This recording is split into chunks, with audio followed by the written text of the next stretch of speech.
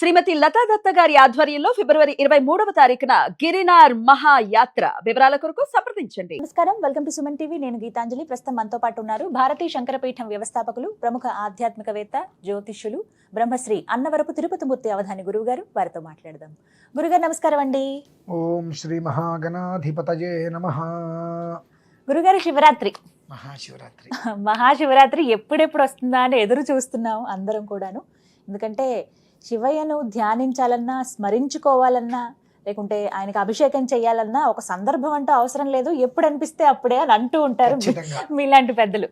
కానీ మహాశివరాత్రి ఒక పర్వదినం. ఆ రోజున ఖచ్చితంగా సంవత్సరం అంతా మీరు చేసినా చేయకపోయినా పూజలు కానీ అభిషేకాలు కానీ ఆ ఒక్క రోజైనా ఆయనకు అంకితం ఇవ్వండి అని చెప్తారు. మరి రాబోతున్నటువంటి ఈ శివరాత్రి విశేషాలు తెలియచేస్తూ ఆ రోజు విధిగా ఆచరించవలసింది నియమాలు, జాగ్రత్తలు, జాగరణ విశేషాలు తెలియచేయండి. వశిష్ఠ కుంభోద్భవ గౌతమాది మునీంద్ర దేవార్చిత శేఖరాయ చంద్రార్క వైశ్వానరలోచనాయ తస్మై వకారాయ నమః శివాయ. చరాచర జగత్తుకి తల్లిదండ్రులు ఎవరయ్యా అంటే పార్వతీ పరమేశ్వరులు. అనునిత్యము వారిని మనం కొలవవలసినదే. అథవా మహాశివరాత్రి అనేటువంటిది రమ్యమైనటువంటి రాత్రి. రమ్యక రాత్రి శివరాత్రి అని చాలా అద్భుతమైనటువంటి పాట కూడా స్వామివారి మీద ఉంది. అంటే ఆ రమ్యమైనటువంటి రాత్రి అనేటువంటిది ఎందుకు వచ్చింది అంటే ఏమాత్రం దానికి సంబంధించినటువంటి విధి విధానాలు అనుసరించకపోతే నిశిరాత్రి కాలరాత్రి తప్పదు అని ఈశ్వరుడు ఏనాదో చెప్పాడు. రీసెంట్గా కూడా 2-3 అడిగారు, ప్రతి శివరాత్రి ఇలా వస్తుంది, ఇలా చేయండి, ఇలా చేయండి అంటూ ఉంటారు, ఎన్ని చేసినా కష్టాలు తీరట్లేదు కదా, మరి ఇవన్నీ చెప్పడం ఫేకా అండి అని అడిగారు. చెప్పటంలో ఫేక్ లేదండి, ఆచరించే ఆచరణలో ఫేక్ ఉందండి అన్న. మిమ్మల్ని మీరు బాగానే తప్పించుకుంటారు కదండి అన్నారు. మంచిది, నిజం చెప్తున్నారు. కిందటి శివరాత్రి ఎక్కడున్నారండి అని అడిగా. ఆ ఊరు వెళ్ళామన్నారు. అంతకుముందు గత 7-8 శివరాత్రులుగా అడుగుతుంటే ప్రతిసారి అక్కడికి వెళ్తాను ఇక్కడికి వెళ్తాను అన్నారు.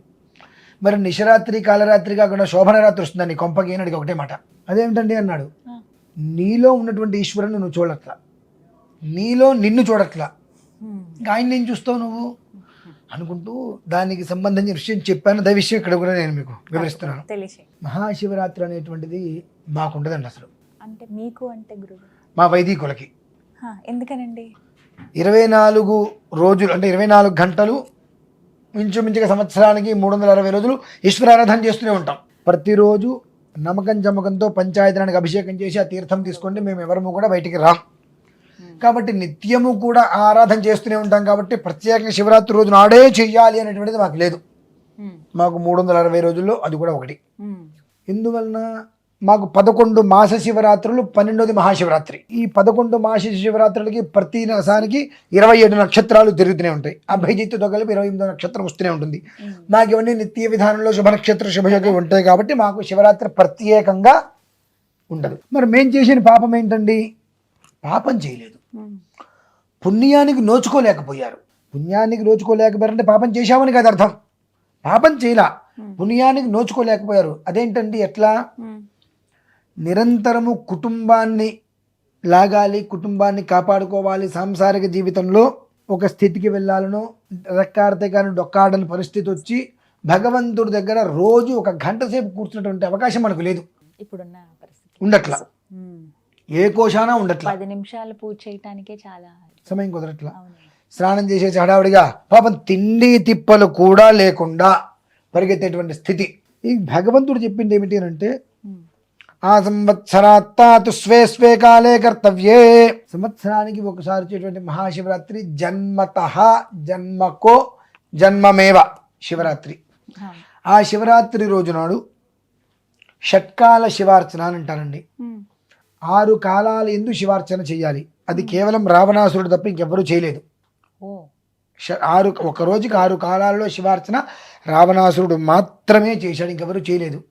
ఈ 6 కాలాలు చాలా విశేషమైనటువంటివి. ఈ 6 కాలాల యందు మొదటి 3 కాలాలు తీసేస్తే తర్వాత 3 కాలాలు యందు కనుక ఏ సమయంలో అయినా మనస్సుని నిర్మలం చేసుకొని కనుక ఈశ్వరుడి మీద దోషడి నీళ్ళు తీసుకొని హరహర అని పోసిన నమశివాయ అని పోసిన 27 నిమిషాలు అనగా ఒక గడియ నువ్వు అభిషేకం చేస్తే కొన్ని లక్షల రుద్రంతో అభిషేకం చేసిన ఫలితం వచ్చి ఈ సంవత్సరాంతము కూడా వజ్ర కవచము వలె నీ కుటుంబాన్ని కాపాడుతుంది. ఇంతవరకు బాగుంది. మరి నిశరాత్రి అవ్వటం ఏంటి, కాలరాత్రి అవ్వటం ఏంటి? మరి అంటే మీ అందరికీ కొంచెమైనా జ్ఞానము ఉందని అనుకోని నేను చెప్తున్నా, మీకు లేకపోతే నేనేం చేయలేను, అర్థం చేసుకుంటారని చెప్పి. మీరు వీడి రోజుల్లో ఎక్కడికైనా వెళ్ళండి, కానీ పర్వదినాలలో నేను శ్రీశైలం వెళ్ళానండి, లేదంటే వేములవాడ వెళ్ళానండి, అక్కడికి వెళ్ళానండి, ఇక్కడికి వెళ్ళానండి అంటారు కదా, ఎంత పాపం చేసుకుంటున్నావు అంట. ఎందుకని పర్వదినం మొత్తం 360 రోజులలో కూడా విశేషమైనటువంటి ఏకపర్వదినం, శివరాత్రి, ఏకరాత్రిమేవా అని చెప్పి పర్వదినం. ఈ 360 రోజులు కూడా నువ్వు ఏం చేసినా చేయకపోయినా ఆ రోజు నాడు నువ్వు చేసేటువంటి ఒక్క విధానంతో అంత పుణ్యాన్ని నువ్వు అంతకంత పుణ్యాన్ని సంపాదించుకునేటువంటి విశేషమైన పర్వదినం. ఆ రోజు నాడు నేను క్షేత్ర దర్శనానికి వెళ్తాను అని చెప్పి నీ ఇంట్లో ఉండేటువంటి నిత్య దేవతార్చనకి దీపారాధన చేయట్లేదుగా, ఆ రోజు చేయలేకపోతున్నాం. నిత్యం నీ ఇంట్లో నువ్వు చేసావా చేయలేదనే విషయం పక్కన పెడితే పర్వదినమైనటువంటి విశేషమైన యోగాన్ని అందించేటువంటి పర్వదిన రోజు నాడు నిశరాత్రి, ఆ రాత్రి ఇల్లంతా చీకటిగానే ఉందిగా, దీపారాధన లైట్లు ఉన్నాయేమో, లైట్ల విషయాలు వచ్చేమో తెలివితేటలతోటి, కానీ జ్యోతిష్మతీం త్వా సాధయామి, జ్యోతిష్కృతం త్వా సాధయామి, జ్యోతిర్విదం త్వా సాధయామి, భాస్వతీం త్వా సాధయామి, జ్వలంతీం త్వా సాధయామి, మల్మలా భవంతీం త్వా సాధయామి, దీప్యమానాన్ త్వా సాధయామి, రోచమానాన్ త్వా సాధయామి, యజస్రాం త్వా సాధయామి, బృహజ్యోతిషం త్వా సాధయామి, బోధయంతీం త్వా సాధయామి, జాగ్రతీం త్వా సాధయామి. ఇవి జ్యోతిష్మతి మంత్రం. సరే, మంత్రం అవసరంలా, కనీసము అంత విశిష్టయగు పర్వదినం రోజు నాడు ఇంట్లో నువ్వు దీపారాధన చేయలేకపోతున్నావుగా, మరి అది నిశరాత్రి కాలరాత్రి కాకుండా శోభాయమైన రాత్రి అవుతుందండి. నేను అందుకే నన్ను అండి మాట్లాడే ప్రతి మాటికి నేను వివరణ ఇవ్వగలుగుతా. నాకు వాళ్ళ మీద కక్ష కాదండి, తిట్టడానికి గెలవడానికి. అర్థం చేసుకోలేకపోతున్నారు. చక్కటి పర్వదినం ఆయన చెప్పాడు, దేహో దేవాలయ ప్రోక్తో జీవో దేవ సనాతన. దేహాన్నే దేవాలయంగా భావించు, నీలో నేను ఉన్నాను నమ్ము, నీలో అసలు నీలో నువ్వు ఉన్నావని నీకు నమ్మకం లేదు, నేనున్నాను ఇంకెట్లా నమ్ముతావు? అర్చన చేసే సమయంలో దేహో దేవాలయ ప్రోక్తో, దేహమే దేవాలయంగా భావించు, జీవో దేవ సనాతన, నువ్వే నేను, నేనే నువ్వు, శివం శవం, శివం శవం, అంతే కదండి. ఆయన ఉంటే నాలో ఊపిరి ఉంటే నువ్వు నాలో ఉన్నావు, నాలో ఊపిరి లేదంటే నీలో నేనున్నా. ఆ తత్వాన్ని నువ్వు తెలుసుకో. త్యజేతు అజ్ఞానం, నేను కాబట్టి చేస్తున్నా, నేను ఇంత చేశా, నేను ఇంత చేయదలుచుకున్నా, నువ్వాగక్కడ అభిషేకానికి వచ్చా, నువ్వాగక్కడ, ఈ అహంభావం ఇవి తీసేయి, పట్టుకో, నిలిపోయి నీకు ఏది కావాలో అది నేను ఇస్తా అంటున్నాడు ఆయన. అది కూడా ఏం చేశాడు, నీ ఇంట్లో చెయ్యి ప్రాతః-సమయంలో, ఆ తర్వాత నీ ఊర్లో ఉన్నటువంటి ఆలయానికి వెళ్ళు, ఆ తర్వాత నువ్వు దేశం మీద ఎక్కడికైనా తిరుగు, ఎటైనా వెళ్ళు. అంతేకాని శివరాత్రి ఉంది, నేను శ్రీశైలం వెళ్తాను, ఇంకోటికి వెళ్తాను చెప్పి ఇల్లు తాళం వేసి వెళ్తున్నావు కదా, నీ ఇంటికి శుభం ఎలా జరుగుతుంది? ఇంకా విశేషమైన పర్వదినం. యావత్ భారతం మొత్తం ఈ శివరాత్రి కోసం ఎదురు చూస్తూ ఉంటుంది అత్యద్భుతంగా. ఆ రోజు నాడు ఉపవాసాలు ఉండాలను, రకరకాలుగా జాగారాలు ఉండాలి, రకరకాలుగా ఆలోచన చేస్తూ ఉంటారు. అంతటి పర్వదినం రోజు నాడు సాక్షాత్తు జగతఃపితరౌ వందే పార్వతీ పరమేశ్వరులకి అర్చన చేసుకునేటువంటి విశేషమైన పర్వదినం రోజు నాడు నువ్వు నీ ఇంట్లో ఉండేటువంటి దేవతకి దీపారాధన చేయకుండా తాళం వేసుకుని వెళ్ళిపోయావంటే ఇది కాలరాత్రి నిశరాత్రి కాకుండా రమ్యక రాత్రి శోభన రాత్రి అవుతుందా? ఇదే మాట నేను ఆయనకి చెప్పానండి. మరి ఈ సంవత్సరం ఆయన ఉంటారు, మరి వెళ్తారో తెలియదు. అంటే అందరికీ కూడా ఏదో నేను శ్రీశైలం వెళ్ళాను నాకు పుణ్యం వస్తుంది, పాపము తప్ప. అదేంటండి, పుణ్యక్షేత్రానికి వెళ్తే పాపం రావటం ఏంటండి? నీ ఇంట్లో ఉన్నటువంటి వాడిని నువ్వు పట్టించుకున్నావా? నేను ఇటువంటివన్నీ ఎక్కువగా ఆలోచిస్తూ ఉంటానండి.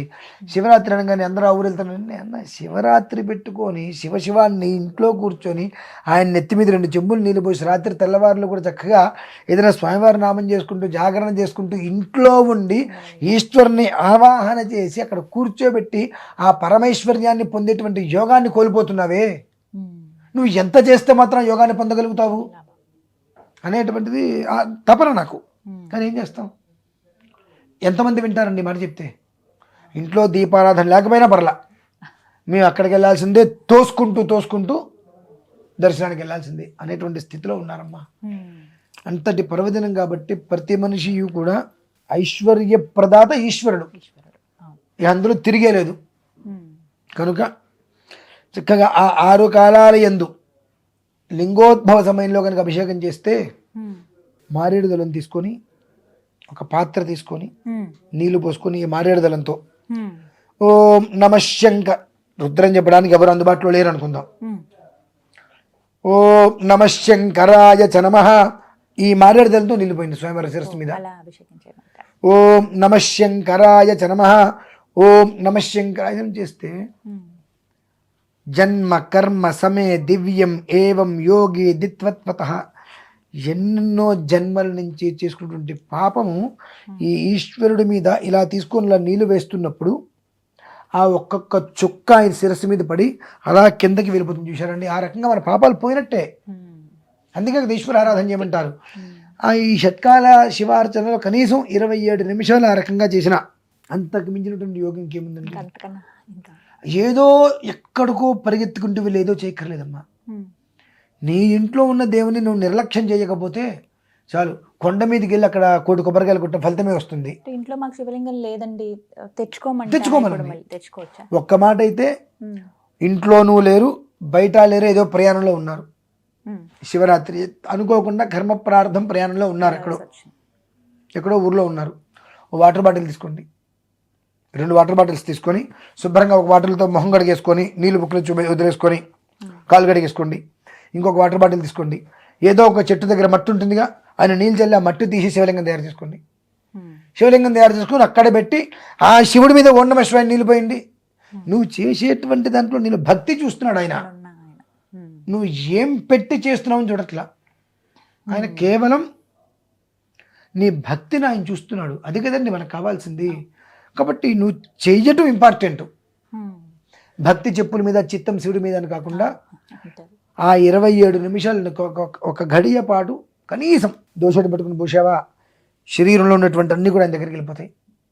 మారేడు దళం తీసుకొచ్చి ఎట్లా వదులుకుంటూ వచ్చావా, ఆయన మన దగ్గర నుంచి పోవడమే కాకుండా ఆయన ఇవ్వాల్సింది ఇస్తాడు. అదే ఇంకా ఆవు నెయ్యి తీసుకొని ఆ ఆవు నెయ్యిని అభిషేకంగా నువ్వు ఒక్కొక్క చుక్క పోయగలిగావా, నీ ఇల్లు మొత్తం కూడా ఐశ్వర్యంతో నిండిపోతుంది కదమ్మా. ఇది వదలదు అని ఏదైతే పట్టి పీడిస్తుందో దాన్ని నవ్వుతూ వదిలించేట్టున్నాడు అంటే ఈశ్వరుడు. అటువంటి రాత్రి అంటారు దాన్ని. దేనికి లేదు, దీనికి శివరాత్రి ఎందుకు వచ్చిందంటే ఆ రోజు నాడు చేసేటువంటి ప్రక్రియ, లింగోద్భవ కాలంలో చేసేటువంటి ప్రక్రియ అంత విశేషమైనటువంటిది. అందులోనూ కూడా ఈశ్వరుడికి అనుగ్రహం వలన కొద్దో గొప్ప వినాశనం తప్పే అవకాశం ఉంది. ఉత్తరాషాఢ నక్షత్రం ఆదివారం మనకు వచ్చింది. స్వతహాగా రవి అత్యంత క్రూరుడు. ఆయన వలన రాబోయే కాలంలో తట్టుకోలేనటువంటి ఎండలు, మనకి టీవీలో పక్షులలా గాల్లో వెళ్తే కిందకి రాలిపోతే చూసారండి, అలాంటి పరిస్థితి మనం రియల్గా చూడగలుగుతాం. ఏసీలు కూడా పేలిపోవచ్చు ఇంట్లో, అటువంటి ఎండలు ఉన్నాయి. ఆ సమయం అది. ఆ సమయంలో నువ్వు చేసేటువంటి 10 నిమిషాల యొక్క అభిషేకము ప్రశాంతంగా చేయగలిగితే జరగబోయే వినాశనం నుంచి కాస్తైనా ఆయన కాపాడగలుగుతాడు. కనుక ముందు ఇంటి నుంచి బయటికి వెళ్ళాలనేటువంటి పాడు ఆలోచన, అది పాడు ఆలోచనే వదిలేసేసి ఇంట్లో ఆ రోజునాడు దీపారాధనతో ఈశ్వరారాధన చేసుకుందాం అనేటువంటి ఒక ఆలోచన చేసుకోగలిగితే నిజంగానే రమ్యక రాత్రి, శివరాత్రి నిజంగా రమ్యకరమైనటువంటి రాత్రి అవుతుందండి ప్రతి కుటుంబము కూడా. చక్కగా చెప్పారు గురుగారు, ధన్యవాదాలండి.